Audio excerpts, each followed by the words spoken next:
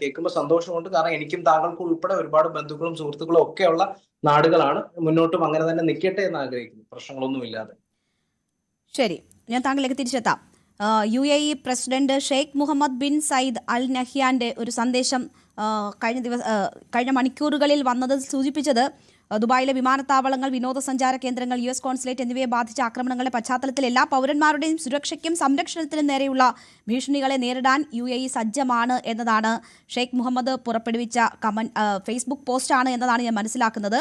അപ്പോൾ എല്ലാ വിധത്തിലുമുള്ള ത്രെട്ടിനെ നേരിടാൻ സജ്ജമാണ് UAE എന്നൊരു സന്ദേശമാണ് അദ്ദേഹം നൽകുന്നത്. ആ വിഷയത്തിൽ ആദ്യത്തെ പ്രതികരണമാണ് ഷെയ്ഖിൻ്റെതായി പുറത്തു വന്നത്. നമുക്കൊപ്പം ദുബായിൽ നിന്ന് അജി കുര്യാക്കോസ് കൂടി ചേരുകയാണ്. അജി, ഇത്തരം പ്രസ്താവനകൾ നിങ്ങൾക്ക് നൽകുന്ന ആത്മവിശ്വാസം വളരെ വലുതാണോ? എന്താണ് ദുബായിലെ സിറ്റുവേഷൻ? ഇപ്പോൾ ലുലു ഗ്രൂപ്പൊക്കെ അവിടെ ഭക്ഷ്യ പ്രതിസന്ധി ഉണ്ടാകാതിരിക്കാനുള്ള ക്രമീകരണങ്ങൾ നടത്തുന്നു എന്നതാണ് മനസ്സിലാക്കുന്നത്. അവിടെ ആവശ്യത്തിന് ഭക്ഷ്യസാധനങ്ങൾ എത്തിക്കാനുള്ള ഇടപെടലുകൾ നടത്തുന്നു എന്ന് വാർത്തകൾ ഉണ്ടായിരുന്നു. അങ്ങനെയുള്ള ദൗർലഭ്യം നേരിടുന്നുണ്ടോ, അല്ലെങ്കിൽ വില കൂടുന്ന സാഹചര്യമുണ്ടോ? എന്താണ് അവിടുത്തെ ഒരു ജനജീവിതത്തെ എങ്ങനെയാണ് ഈ സാഹചര്യങ്ങൾ ബാധിച്ചിട്ടുള്ളത്? അൺമ്യൂട്ട് ചെയ്യുമോ?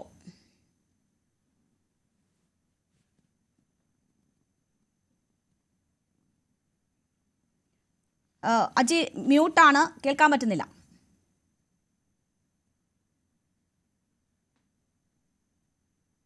ശരി, ഹലോ, കേൾക്കുന്നുണ്ടോ? ഇപ്പൊ കേൾക്കാം. ഓക്കെ.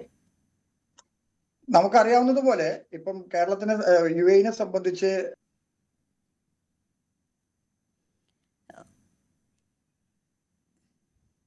പറഞ്ഞോളൂ, കേൾക്കാം. ശരി, എന്തോ സാങ്കേതിക പ്രശ്നമുണ്ട് എന്നാണ് ഞാൻ മനസ്സിലാകുന്നത്. മ്യൂട്ടാണെന്ന് തോന്നുന്നു അജി.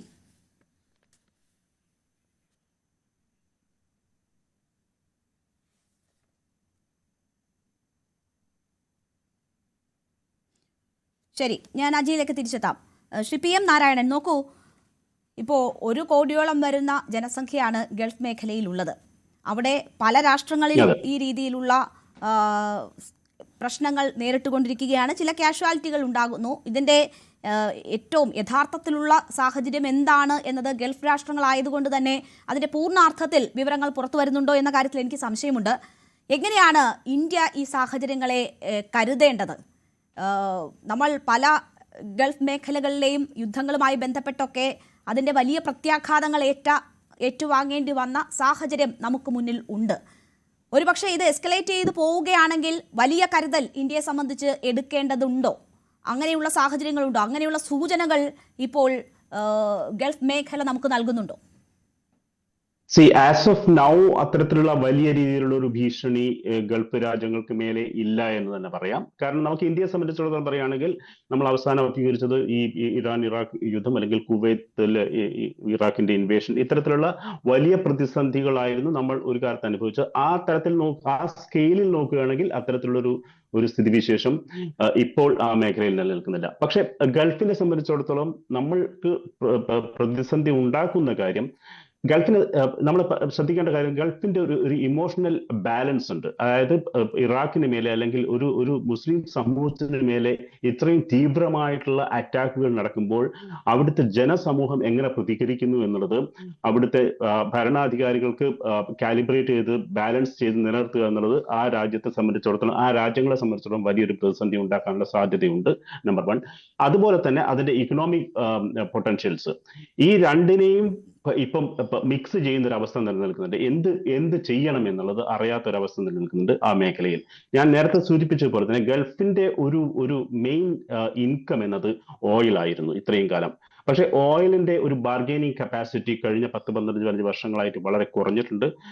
ഗൾഫിന്റെ ഓയിൽ ഇല്ലെങ്കിൽ പോലും ലോകത്തെ എല്ലാ കാര്യങ്ങളും വളരെ കൃത്യമായി നടക്കുന്ന ഒരു സ്ഥലത്തിലേക്കാണ് നമ്മൾ കാര്യങ്ങൾ കടന്നത്. അമേരിക്കയെല്ലാം ഓയിൽ സെൽഫ് സഫീഷ്യന്റ് ആണ്. ഇപ്പം വെനിസ്വേലയെ കൂടെ പിടിച്ചെടുത്തതോടെ ഓയിൽ എന്നുള്ളത് അതിന്റെ വിലപേശൽ മൂല്യം ഓൾമോസ്റ്റ് സീറോ എന്ന് പറയാം. അതുകൊണ്ട് തന്നെ അത്തരത്തിൽ ഗൾഫിന് ഈ അമേരിക്കയോടോ അല്ലെങ്കിൽ മറ്റു രാജ്യങ്ങളോടോ ഒരു ബാർഗൈനിങ് സാധ്യതയില്ല. അത് തിരിച്ചറിഞ്ഞുകൊണ്ട് തന്നെയാണ് ഗൾഫ് മേഖല കഴിഞ്ഞ കുറച്ചു കാലങ്ങളായിട്ട് മാറിയിട്ടുള്ളത്. വൻതോതിൽ മാറിയിട്ടുണ്ട് ഗൾഫ് മേഖല എന്ന് വെച്ചാൽ ഓയിൽ ഇക്കണോമിയിൽ നിന്നും മാറി ടൂറിസത്തിലേക്കും മറ്റ് ഇൻഡസ്ട്രിയിലേക്കും AI-യിലേക്കും ഒക്കെ മാറുന്ന ഒരു കാഴ്ച സൗദി അറേബ്യ അടക്കമുള്ള അവിടെയുള്ള സുഹൃത്തുക്കൾക്ക് കൂടുതൽ വ്യക്തമായി ഇത് പറയാൻ പറ്റും. പക്ഷെ നമുക്ക് പുറത്തുനിന്ന് നോക്കുന്ന നിരീക്ഷിക്കുന്ന ആളെ സംബന്ധിച്ചോളം ഈ മേഖല വലിയ രീതിയിൽ മാറിയിട്ടുണ്ട്. അതുകൊണ്ട് തന്നെ ഈ ഫോർ എക്സാമ്പിൾ ഈ ടൂറിസം മേഖലയിൽ ഇതുണ്ടാക്കുന്ന ഇമ്പാക്ട് എന്താണ്, അല്ലെങ്കിൽ ഇപ്പൊ നേരത്തെ നിർമ്മൽ സൂചിപ്പിച്ച പോലെ ഫോറിൻ ഡയറക്ട് ഇൻവെസ്റ്റ്മെന്റ് വരുന്നതിന് ഈ മേഖലയിൽ ഇത്തരത്തിലുള്ള ഒരു സുരക്ഷാ ഭീഷണി നിലനിൽക്കുന്നുണ്ട് എന്ന തോന്നൽ പല രാജ്യങ്ങളെയും അവിടെ ഇൻവെസ്റ്റ് ചെയ്യുന്നതിൽ നിന്നും പിന്തിരിപ്പിക്കും.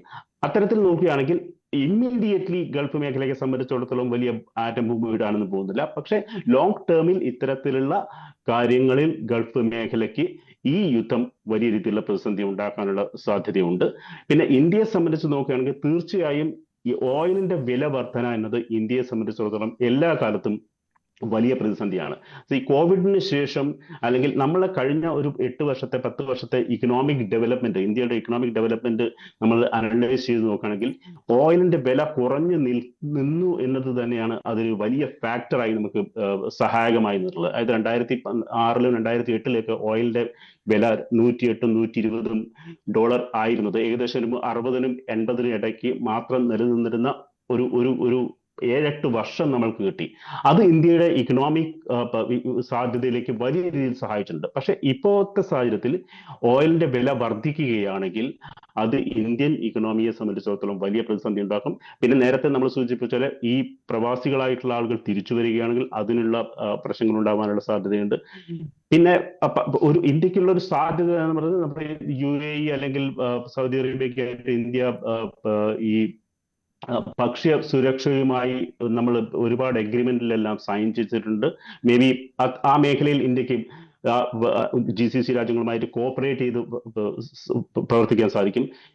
ഇതെല്ലാം പറയുമ്പോൾ തന്നെ ആ മേഖലയിൽ ഇപ്പോൾ നിൽക്കുന്ന സംഘർഷം എന്നത് ഇന്ത്യയെ സംബന്ധിച്ചിടത്തോളം ലോകത്തെ സംബന്ധിച്ചിടത്തോളം വലിയ ചിന്തയ്ക്ക് വക നൽകുന്നുണ്ട്. ശരി, അജി കുര്യാക്കോസ് നമുക്കൊപ്പം തുടരുന്നുണ്ട് എന്നാണ് കരുതുന്നത്. അജി, എന്റെ ക്വസ്റ്റ്യൻ താങ്കൾ നേരത്തെ കേട്ടതാണ്, മറുപടി പറഞ്ഞോളൂ. അല്ല, നമ്മളെ സംബന്ധിച്ച് മാഡം, ഇപ്പം UAE-നെ സംബന്ധിച്ചിടത്തോളം UAE എന്ന് പറയുന്നത് ഏറ്റവും സുരക്ഷിതമായ രാജ്യങ്ങളിൽ, ലോകത്ത് ഏറ്റവും സുരക്ഷിതമായ രാജ്യങ്ങളിൽ ഒന്നാണ്. UAE-ക്ക് അകത്തുള്ള സുരക്ഷയ്ക്ക് പുറമെ UAE-യെ പുറത്തുനിന്ന് ആരെ ആക്രമിക്കാൻ വന്നാലും അതിനെ നേരിടാനുള്ള സുസജ്ജമാണ് UAE എന്നുള്ളത് UAE ഭരണാധികാരികൾ പറഞ്ഞിട്ടുള്ളതാണ്, തെളിയിച്ചു കഴിഞ്ഞിരിക്കുമ്പോൾ. ഇപ്പോൾ അതുകൊണ്ട് ഞങ്ങളെ സംബന്ധിച്ച് ഞങ്ങൾ വളരെ സേഫാണ്, സുരക്ഷിതമാണ്. നമുക്കറിയാവുന്നത് പോലെ തന്നെ കൃത്യമായ ഇടവേളകളിൽ ആക്രമണം, ബാഹ്യശക്തികളുടെ ആക്രമണം ഉണ്ടാകുന്ന സമയത്ത് കൃത്യമായ ഇടവേളകളിൽ നമുക്ക് മുന്നറിയിപ്പ് തരികയും അതിൽ മെസ്സേജുകൾ വരികയും അലാം വരികയും ആ അലാമിനെ തുടർന്ന് ആ ഭീഷണി ഒഴിഞ്ഞു പോയാൽ ഉടനെ തന്നെ നമുക്ക് തുടർന്ന് നിങ്ങൾ നിങ്ങളുടേതായ കർത്തവ്യങ്ങളിൽ മുഴുകിക്കോളൂ എന്ന് പറഞ്ഞുള്ള മെസ്സേജ് വരികയും വളരെ കൃത്യമായി സൂക്ഷ്മമായി നിരീക്ഷിച്ചുകൊണ്ട് UAE-നെ ഒന്നടങ്കം കാത്തു പരിപാലിച്ചുകൊണ്ട് ഇവിടുത്തെ ഭരണാധികാരികൾ കൊണ്ടുപോകുന്നുണ്ട് എന്നുള്ളത് വളരെ ശ്ലാഘനീയമായ ഒരു വിഷയമാണ്. മാത്രമല്ല അത് എല്ലാവർക്കും ഒരു മാതൃക കൂടി ആവേണ്ടതാണ്. മറ്റൊരു കാര്യം ഇവിടെയുള്ളത്, ഇപ്പം നേരത്തെ മാഡം സൂചിപ്പിച്ചതുപോലെ തന്നെ ഇവിടെയുള്ള ഭക്ഷ്യ വസ്തുക്കളുടെ കാര്യത്തിൽ, കാരണം നമുക്കറിയാം UAE എന്ന് പറയുന്നത് ഒരു കമേഴ്സ്യൽ മാർക്കറ്റാണ്, ഇവിടെ ഒരു ബിസിനസ് കൺട്രിയാണ്. മാത്രമല്ല ഇവിടെ ഒന്നും ഇമ്പോർട്ട് ചെയ്യുകയാണ് ചെയ്യുന്നത്, ഇവിടെ നിന്ന് എക്സ്പോർട്ട് വളരെ കുറവാണുള്ളത്. അപ്പൊ സ്വാഭാവികമായിട്ടും ഇത്തരത്തിലുള്ള വ്യോമ അതുപോലെ തന്നെ കപ്പൽ മാർഗങ്ങളിലൂടെയുള്ള ഇറക്കുമതികൾ കുറഞ്ഞു വരുമ്പോൾ സ്വാഭാവികമായിട്ട് നേരിടാവുന്ന തരത്തിലുള്ള ചില വിലക്കയറ്റവും അതുപോലെ തന്നെ സാധനങ്ങളുടെ ലഭ്യതയും കുറവും നമുക്കിവിടെ ഉണ്ടായിട്ടുണ്ട്. അതില്ലാന്ന് നമ്മൾ പറയുന്നില്ല. വളരെ കൃത്യമായിട്ട് തന്നെ നമുക്ക് ഇവിടുത്തെ മാർക്കറ്റുകൾ, നമുക്ക് വളരെ അധികം ഒന്നും പോകേണ്ട, ഏതെങ്കിലും സൂപ്പർ മാർക്കറ്റിൽ കയറിയാൽ തന്നെ നമുക്ക് അറിയാവുന്ന ഒരു വിഷയമാണ് ഈ സാധനങ്ങളുടെ ലഭ്യത കുറവും ഒപ്പം തന്നെ സാധനങ്ങളുടെ വിലക്കയറ്റവും. അത് കൃത്രിമമായിട്ട് ഉണ്ടാക്കിയിട്ടുള്ളതല്ല, സ്വാഭാവികമായി ഉണ്ടായിട്ടുള്ളതാണ് എന്നുള്ളത് കൂടി മനസ്സിലാക്കണം. കാരണം ഇത്തരത്തിൽ ഈ ഒരു പ്രശ്നങ്ങളിൽ ഒന്നും ഉൾപ്പെടാതെ നിൽക്കുന്ന രാജ്യമായ UAE സംബന്ധിച്ച് അവർക്ക് പുറത്തു നിന്നുള്ള ത്രട്ട് അത് വളരെ ഭംഗിയായി നേരിടുന്നു. ഇപ്പോൾ ഉള്ള ചെറിയ പ്രതിസന്ധി അതിപ്പോ നമുക്ക് നേരത്തെ മാഡം സൂചിപ്പിച്ചതുപോലെ തന്നെ ലുലു ഗ്രൂപ്പ് ഒക്കെ വളരെ കൃത്യമായ നടപടികൾ എടുത്തുകൊണ്ട് ഇപ്പൊ നമുക്ക് കഴിഞ്ഞ ദിവസം സിയാലിന്റെ കാർഗോ ചീഫ് പറഞ്ഞത് ഇവിടെ നിന്ന് 8500 ടണ്ണോളം സാധനങ്ങൾ UAE-യിലേക്ക് കയറ്റി വിടാനായിട്ടുള്ള സംവിധാനങ്ങൾ നടക്കുന്നുണ്ട്. അത് ലുലു ഗ്രൂപ്പിന്റെ ഭാഗത്തു നിന്നാണെന്നൊക്കെ നമ്മൾ അറിയാൻ കഴിഞ്ഞു. പക്ഷേ ഇവിടെ നമ്മുടെ പ്രവാസികളെ സംബന്ധിച്ച് നമുക്കറിയാം ഏറ്റവും കൂടുതൽ പ്രവാസികൾ GCC മേഖലകളിൽ നിന്നാണ് ഉള്ളത്. കേരളത്തിൽ നിന്നുള്ള ഏറ്റവും കൂടുതൽ പ്രവാസികൾ വർക്ക് ചെയ്യുന്നതും GCC മേഖലകളിലാണ് എന്നുള്ളത് നമുക്കറിയാം. പക്ഷേ പ്രവാസികളെ സംബന്ധിച്ച് പ്രവാസികൾക്ക് മറ്റുള്ള പ്രശ്നങ്ങളൊന്നും ഇല്ലെങ്കിൽ തന്നെ ഒരു മോറൽ സപ്പോർട്ടിന്റെ ഒരു കുറവുണ്ട് എന്നുള്ളത് പറയാതിരിക്കാനായിട്ട് വയ്യ. കാരണം ഇപ്പൊ നമ്മുടെ കേരളത്തിൽ നിന്ന് തന്നെ നമ്മുടെ കേരളത്തിലെ മുഖ്യമന്ത്രി ആയിരുന്നാലും ശരി, മറ്റു മന്ത്രിമാരായിരുന്നാലും ശരി, ഇങ്ങനെ ഒരു സംഭവം നടക്കുന്നുണ്ട് എന്നുള്ളത് പോലും അവർ അറിഞ്ഞിട്ടില്ല. ഞാൻ രാഷ്ട്രീയവൽക്കരിച്ച് പറയുന്നതല്ല. സ്വാഭാവികമായിട്ടും അത്തരത്തിലുള്ള ഒരു എന്തെങ്കിലും തരത്തിലുള്ള ഒരു എന്താ പറയുക, നമ്മൾ സമാശ്വസിപ്പിക്കുന്ന രീതിയിലുള്ള എന്തെങ്കിലും ഒരു വാക്കുകളോ അല്ലെങ്കിൽ ഒരു നേരത്തെ കൊറോണ മറ്റുള്ളത് പോലെ ഉണ്ടായപ്പോഴുള്ളത് പോലെ ഒരു പത്രസമ്മേളനം നടത്തി നമുക്ക് ഒരു ആത്മധൈര്യം തരുന്ന തരത്തിൽ. കാരണം നമുക്ക് മാത്രമല്ല, നമ്മുടെ നാട്ടിലിരിക്കുന്ന നമ്മുടെ കുടുംബാംഗങ്ങൾ കേൾക്കുന്ന വാർത്തകൾ എന്നും മിസൈലുകൾ വീഴുന്നു അല്ലെങ്കിൽ അതിന്റെ ഡെബ്രിസുകൾ ഇവിടെ നിക്ഷേപിക്കപ്പെടുന്നു എന്നൊക്കെ പറയുമ്പോൾ അവരും പേടിച്ചിരിക്കുകയാണ്. അപ്പൊ അത്തരത്തിലുള്ള ഒരു നിർദ്ദേശം അല്ലെങ്കിൽ അത്തരത്തിലുള്ള ഒരു മാർഗം നമ്മുടെ ഭരണാധികാരികൾ തെരഞ്ഞെടുത്തില്ല എന്നൊരു വിഷമം മാത്രമേ നമുക്ക് ഇതിനകത്തുള്ളൂ. ബാക്കിയെല്ലാം കൊണ്ട് ഞങ്ങൾ ഇവിടെ സേഫ് ആണ്. പ്രത്യേകിച്ച് യാതൊരു പ്രശ്നങ്ങളും ഞങ്ങളെ സംബന്ധിച്ച് ഇതുവരെ ഉണ്ടായിട്ടില്ല. ഇവിടുത്തെ ഭരണാധികാരികളുടെ മിടുക്കുണ്ട്. ശരി, ഞാൻ താങ്കളിലേക്ക് തിരിച്ചെത്താം. നിർമ്മൽ, നോക്കൂ, ഇവിടെ ഇപ്പോൾ ബഹ്റൈനിൽ ഒരു വാട്ടർ ഡിസാലിനേഷൻ സെന്റർ ആക്രമിക്കപ്പെട്ടിട്ടുണ്ട്. അത് ആക്രമിക്കപ്പെടുന്നതിന് തൊട്ട് മുൻപ് ഇറാനിൽ ഖേസം എന്ന് പറയുന്ന ഐലൻഡിൽ അവരുടെ വാട്ടർ ഡിസാലിനേഷൻ സെന്റർ ആക്രമിക്കപ്പെട്ടു. ഇസ്രായേൽ ആക്രമണത്തിലാണ് അത് തകർന്നത്. ആ കാര്യം ഇറാൻ ഫോറിൻ മിനിസ്റ്ററായ അറാക്ചി സ്ഥിരീകരിച്ചതിന് പിന്നാലെയാണ് ഈ ആക്രമണം നടക്കുന്നത്. അപ്പോൾ എപ്പോഴാണോ ഇറാൻ ആക്രമിക്കപ്പെടുന്നത് ആ സമയത്ത് കൂടുതൽ വാർത്തകൾക്ക് news 18 Keralam YouTube channel subscribe ചെയ്യുക.